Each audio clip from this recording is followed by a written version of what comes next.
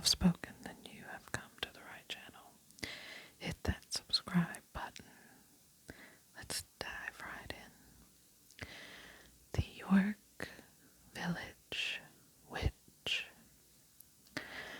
Just because hundreds of people were falsely accused of witchcraft in Salem, Massachusetts in 1692, that doesn't mean the dark arts weren't actually being performed in New England. 100 years later, the apprehensive citizens of a Maine hamlet spread such rumors about one of their own as she returned to plead her case. York Village is one of 4 small communities. The others are York Harbor, York Beach, and Cape Nettic that make up the popular summer resort town of York in the southeast corner of Maine. But in the 1600s, it was just another tiny British settlement trying to make a foothold in the New World. Along with it came all the foibles and prejudices of the day, including the fear of witchcraft. York Village was far from alone. After all, the infamous bastion of 17th century intolerance, Salem, Massachusetts, was only 46 miles down the road. Cindy, a storyteller and tales of the supernatural, had visited the few Salem sites remaining from the days of its witchcraft trials. But now, on holiday with her family in York Beach, she decided to take the afternoon for herself and visit the carefully preserved historical buildings at Old York Village, as well as the grave of Mary Nasson, who was suspected of being a witch. Cindy didn't believe in witchcraft. Yes, she knew there was a Mother Earth-centric religion called Wicca, but that was something else entirely. What she disputed was whether the cliched, pointed hat, ride on a broomstick in league with the devil kind of old crone popularized by fairy tales, television, and movies ever really existed. What she did believe was that people throughout history have been persecuted for having hidden knowledge or acting in unorthodox ways that made them a threat to the status quo. For every village shaman who was lionized because he could predict the life-giving spring rains, there was Galileo, who was condemned for claiming the earth revolved around the sun. Beginning in the 12th and 13th centuries, the Catholic Church began to change those who didn't blindly obey its doctrine with heresy. Imprisonment, torture, and executions were approved under the holy office of the Inquisition, legalized by papal bull. Before long, the concept of a witch being a devil worshipper was cemented in the public's mind. Many of the people caught up in the web had no quarrel with the church and were completely innocent. Among them were the wizened country healers, whose deep understanding of herbs, potions, and poultices in an age before modern medicine had made them suspect by the superstitious uneducated. Even after the end of the Inquisition, granny nurses were often the target of whisper campaigns, and in the 18th century New England, one such victim was Mary Nasson. Mary was apparently one of those goodly rural curers, what some called a white witch. She may not have been universally liked, but she was never publicly condemned for her practice. In fact, villagers frequently sought her services for everything from love amulets to natural medicines. At one point, she was even asked to perform an exorcism. Mary didn't fit the conventional stereotype of a witch. She was young, pretty, and happily married, with at least one child. And when she died in 1774, she was only 29. Her grieving husband Samuel buried her in the small cemetery in the village green. In an unusual move, he laid a large, flat, single stone on the ground to cover the grave. He erected a stone marker at her feet, a common practice at the time, bearing the likeness of an angel's face, halo, and wings. At the other end, of course, was the headstone, which had a chiseled portrait of Mary above a lengthy, loving epitaph. The inscription made no mention of Mary's notorious reputation, but it didn't matter. From the time she was placed beneath the ground, the entire town referred to the burial site as the witch's grave. Samuel swore that he put the unconventional slab over the grave to prevent free roaming cattle and other animals from disturbing it. Townsfolk suspected the stone was really there to keep the witch from getting out. Cindy turned off York Street onto Lindsay Road and parked in the small lot just past the old schoolhouse. It was only a few steps to the visitor center, located in the Remick barn, where she was able to purchase her pass to enter all the museums on the grounds. As the docent handed Cindy a map, he reminded her to make sure she saw the witch's grave when she took in the cemetery. More people visited it, he pointed out, than any other burial plot in the graveyard. Be careful, though, he jokingly added. A lot of times, ravens gather around the grave they're her familiars, you know.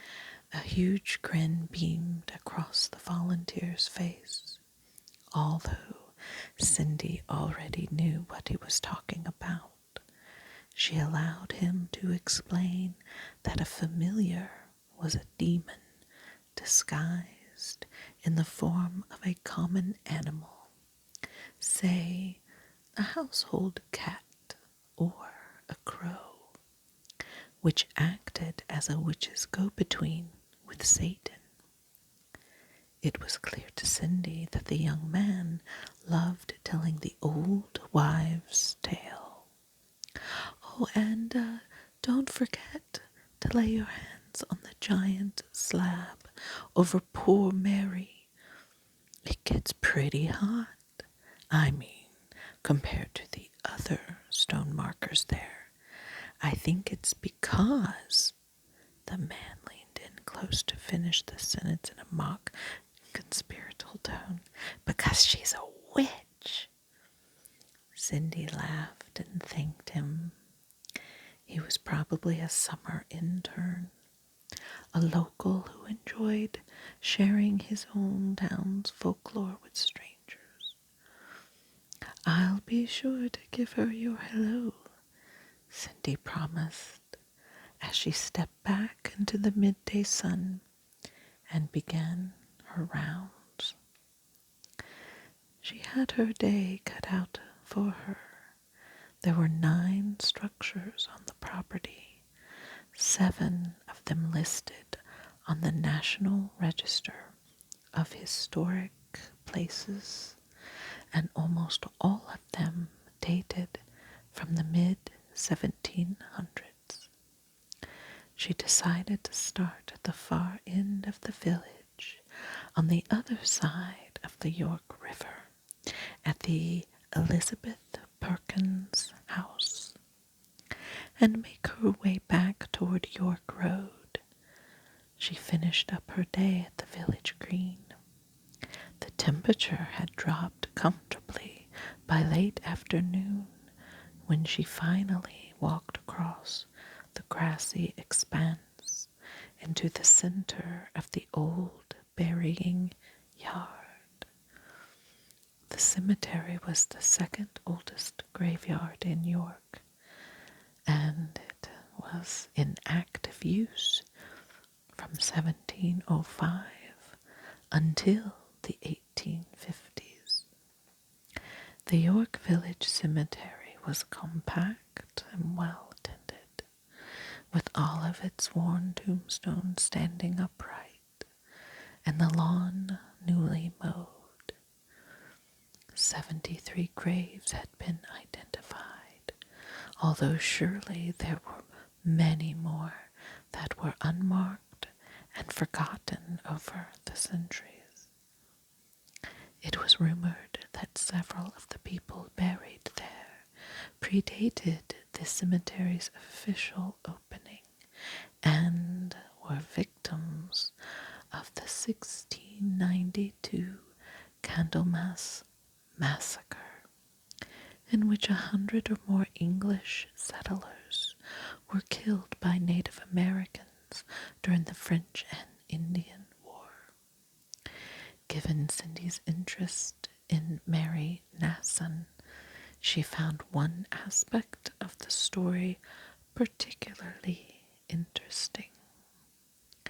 After the attack on York, 80 surviving homesteaders were captured and led off to Quebec.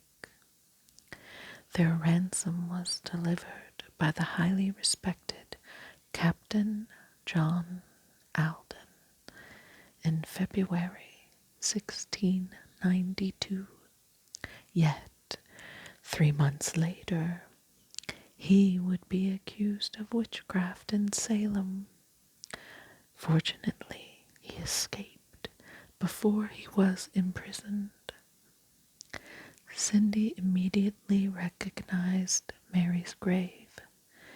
As she slowly approached, a single large raven flew out from behind the headstone.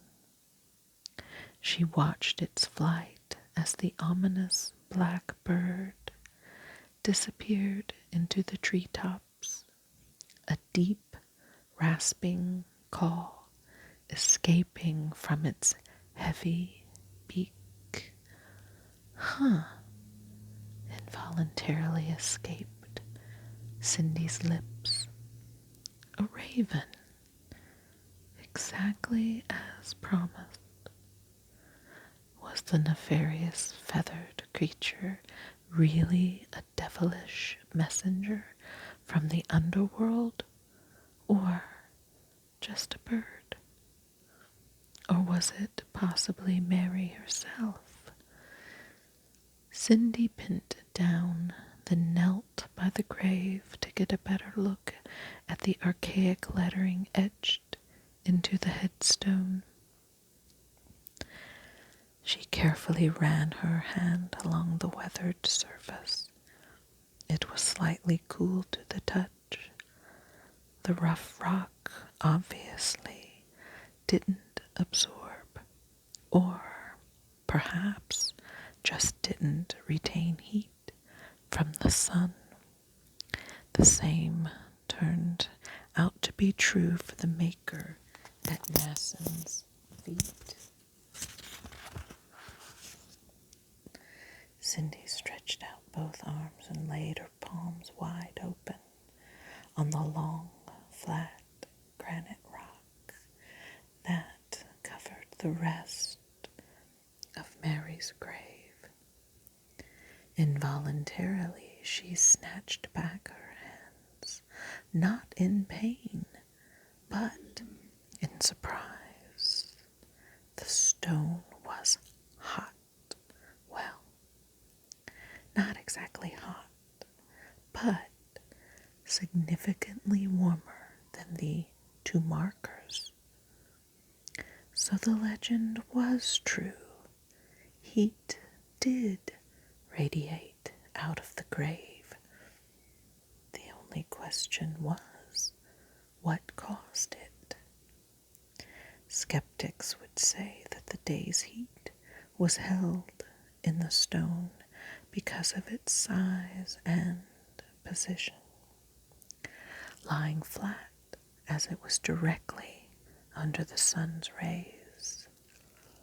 But Cindy knew the true reason in her heart of hearts.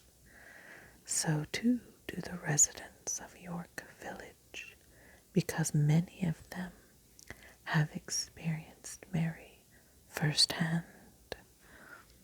Some have seen a hazy visage hover above and around her grave, or walk down Lindsay Road on dark nights. Others catch doors opening or objects moving on their own in a few of the hamlet's old buildings. Or they encounter unexplainable cold spots in some of the structures. The apparition of the mysterious stranger in white once visited youngsters playing outdoors at a nearby daycare. That is, until the monitor came on and the spirit suddenly disappeared, and invisible hands pushed children on a schoolyard swing not far away. Most people seem to agree it's Mary Nasson making herself known. The stone slab covering the witch's grave hasn't stopped her from coming back to visit one little bit. If you enjoyed today's story, hit the like button and comment below. If you have a story that you would like told, email me and I will read it for one of my videos. My email is in the comments or the description box. please subscribe and hit that notification bell. I do upload quite regularly. This is a new channel and I'm getting my stories out there. Thank you everyone for watching, and stay just a little bit scared.